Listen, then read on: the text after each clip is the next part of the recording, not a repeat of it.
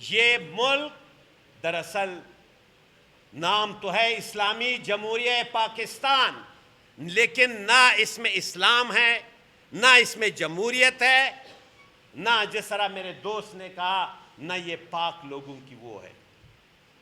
سیدھی سی بات ہے، کڑوی لگے یا اچھی لگے، یہ پنجاب میں بھی ہمارے بہت سارے لوگ مظلوم ہیں، در پدر ہیں ان کے فیوڈل لارڈ سے، لیکن حقیقت میں یہ ملک پنجاب کی سول اور ملٹری بیوروکریسی، یہ حقیقت جب ایک سینیٹر سینٹ پہ کہہ رہا ہے کہ مجھے شہید کیا جا رہا ہے، اور ٹھیک 97 دن کے بعد 17 جون 2021 کو انہیں شہید کیا، ان پہ حملہ کیا، اور پھر کراچی میں 21 جون کو ان کی شہادت کا المناک ثانیہ ہوا۔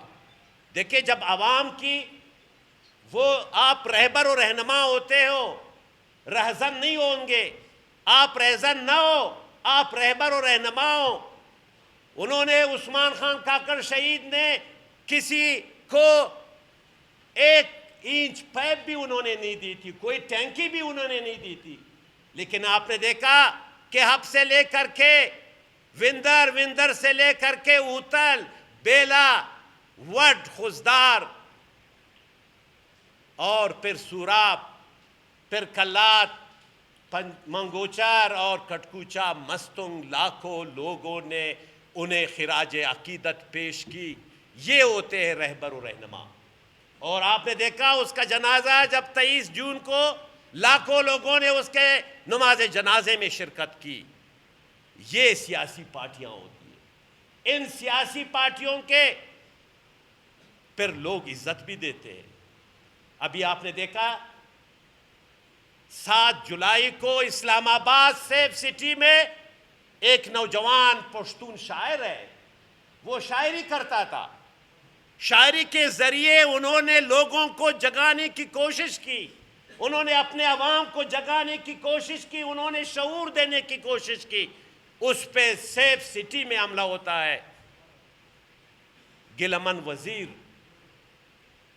اور پھر آپ نے دیکھا اس کے جنازے میں کتنے لوگ آئے۔ کیا آپ روک سکے انہیں؟ آپ نہیں روک پاؤ گے۔ یہاں ابھی ہفتہ پہلے ہمارے کتنے ہزاروں بلوچ نوجوان نکلے یا نہیں نکلے؟ کوئی روک سکا؟ کوئی روک سکے گا؟ ہرگز نہیں۔ یہ ان کی بھول ہے۔ جس طرح کرد صاحب نے کہا، آپ یقین کریں، آپ اسمبلی کا ریکارڈ اٹھا کر دیکھیں کہ میں نے اس حوالے سے کتنی قراردادیں پاس کی ہے، بالخصوص مائنز اونر کے حوالے سے۔ میں نے سوال کیا تھا کہ مجھے بتایا جائے کہ مائنز ڈپارٹمنٹ کتنا ٹیکس وصول کرتا ہے۔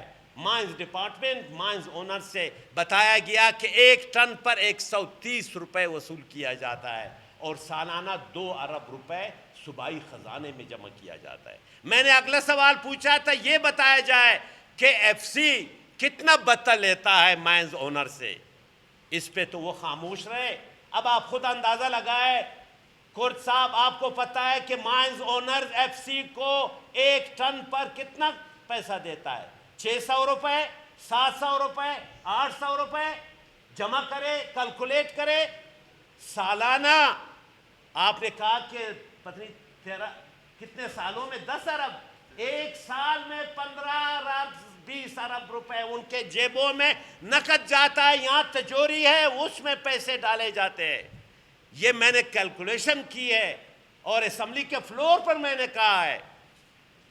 دوستو، بزرگوں، یقیناً بلوچستان کی جو حقیقی جماعتیں ہیں، وہ جماعتیں اب بھی اپنے عوام کے ساتھ کڑی ہیں، لیکن جو 2 نمبر جماعتیں ہیں جن کو چاؤنیوں نے جنم لیا ہے۔ یہ جو الیکشن ہوا، یہ الیکشن تھا، یہ نہ الیکشن تھا نہ سلیکشن تھا، یہ آکشن تھا، یہ نیلامی تھی۔ مجھے پتا ہے کہ ایک بندے نے 2 ارب روپے خرچ کیے، اسے کہا گیا رات 10 بجے کہ صبح 5 بجے تک آپ نے 70 کروڑ روپے پہنچانے ہیں۔ 70 کروڑ روپے، اور جو صبح 5 بج رہے تھے محض 20 لاکھ روپے کم تھے۔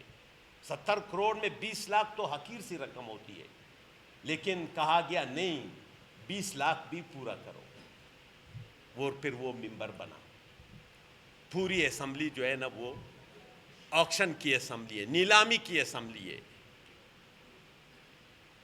اور اس طرح نہیں ہوگا۔